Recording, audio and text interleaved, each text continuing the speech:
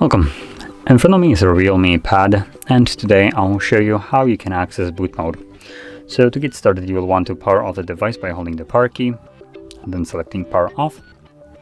And once the device turns off, hold power key and volume up at the same time. So I'm gonna do that right now. I'm holding the device with my other hand just so it doesn't slide away, because it is just laying flat on here. So anyway, from here you can see we have the couple different options visible on the screen. So we have recovery mode, fast boot mode, and normal boot. And you navigate through these using only volume up, as you can see right here. So it will just cycle through back up again once it reaches the end.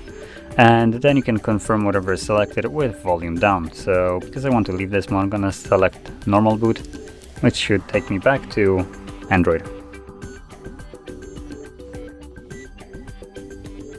And here we go. As you can see, we are now back in Android. So if you found this very helpful, don't forget to hit like, subscribe, and thanks for watching.